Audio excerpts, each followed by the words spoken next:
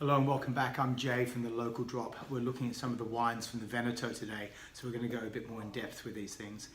We have 3 wines on the table, all from the Zenato family, incredible winemaking family, little units, female winemakers, gorgeous, voluptuous wines. So we're going to be looking at some of these things and we're going to see a modern interpretation of them. And that's really important. We see a marked increase in the quality of the wines from this area, and that's what's made them so exciting. So these wines are all grown up in the Veneto in northern Italy. There's a series of about 4 valleys, and they're kind of cooling in elements, and there's also Lake Garda there as well, which kind of maintains some of the temperatures in the area. So great growing conditions. So they take Corvina and Rondinella, these are the foundation stones, and a couple other great varietals, and they build different wines stylistically. I think the Zenatos do it particularly well. What they do is they really care about the way they build things, but they build them with just a little bit more body into these wines. So we're going to be looking at Valpolicella, we're going to be looking at Veronese and a Ripasso as well. So you're going to imagine these wines are same but different, and it all comes down to technique. So first things first, let's look at the Valpolicella. As I said, Corvina and Rondinella.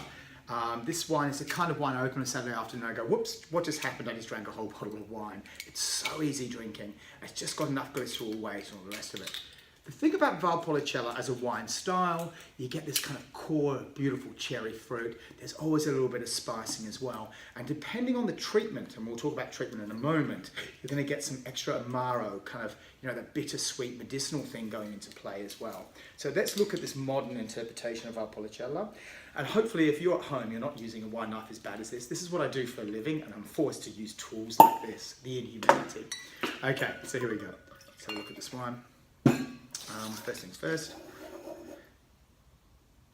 Beautiful. So great aromatics, those cherries, a little bit of plum in there as well.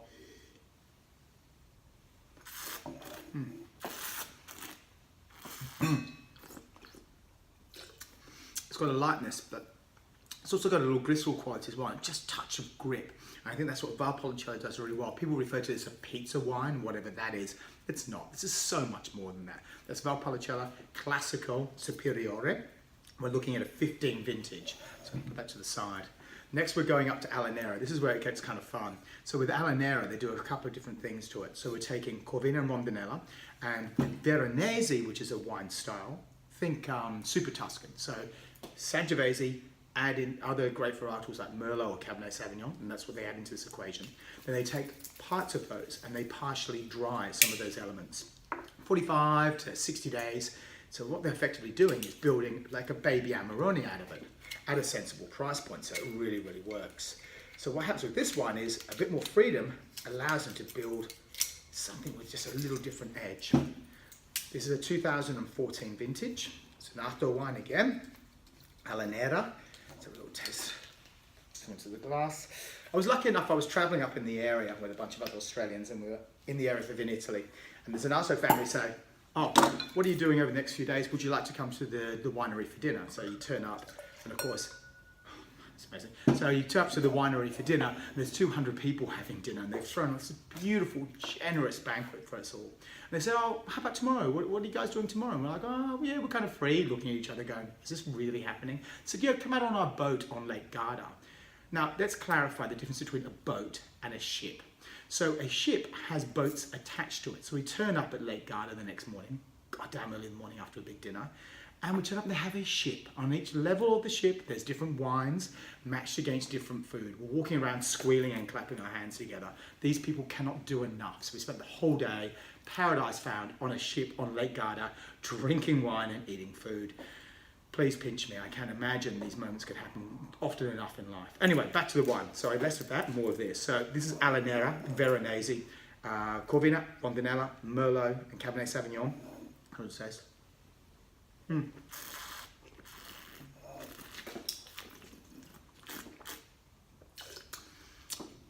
That's an Italian wine. So there's concentration, it's dry, grips on the back of the palate. You know you've got something with some weight, there's viscosity, and there's drying elements as well. Very, very clever. Bang for your buck, absolutely, with this wine. So you've got some of those heady aromatics that you expect from Amarone, but you've got this kind of chewy flavors as well. Absolutely terrific. So this is the 14th vintage Alanera from Zenato. And last but not least, we're going to the bad boy.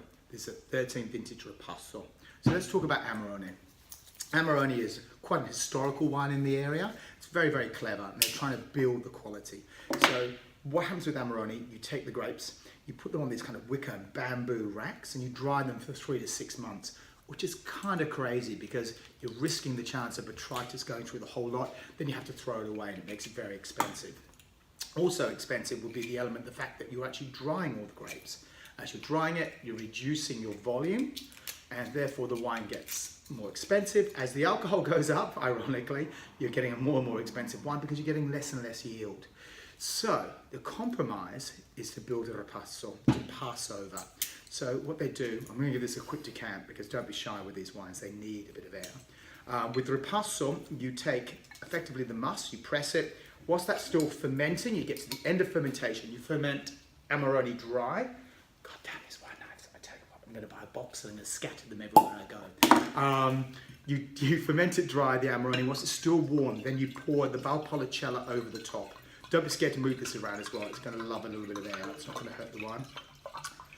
And so what you're effectively doing is you're building 2 wines in one. And what happens is once that new Valpolicella hits the Amarone base, you get a double fermentation. So you get more concentration again. Let's pour this into a glass and have a look. Let's make sure I'm not making up porcupines as I travel along. 13 Zenato Ripasso, said with as many Italian accents as possible. Let's have a look.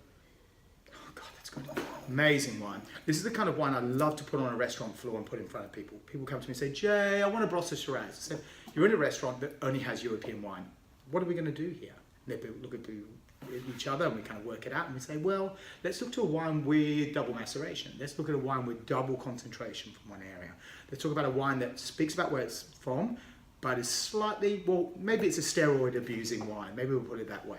So we're taking something which probably shouldn't be that big, double macerating and concentrating, making it lush and voluptuous and putting power into this wine.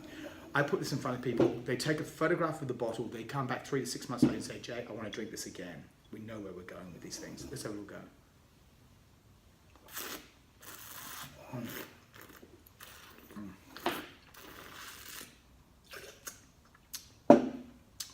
That's pretty amazing. So this is ripasso. So now you're getting all this heady aromatics. It's so obvious it's there. You're getting its grip, you're getting its build, but it's so lush. And it kind of finishes like Valpolicella, going back, reflecting back onto that steroid thing, but it's super powered. It's got like huge legs on it, just powers through. It's just beautiful. This is the kind of wine I'll be so happy to drink. It's winter time in Melbourne at the moment. This is absolutely shouting my name. So here we have 3 wines. Valpolicella, the standard, Classico, which is a 15 vintage from Zenato. We move on to Alanera. This is the first time we start seeing some of those drying techniques with certain elements. This is a Veronese blend, so baby Amarone effectively. And last but not least, the bad boy here, this is a 13 vintage Zenato Ripasso. So 3 wines, same grape varietals, different treatments, all of them looking gorgeous from the Zenato family. Thank you so much for your time. Welcome to the Veneto.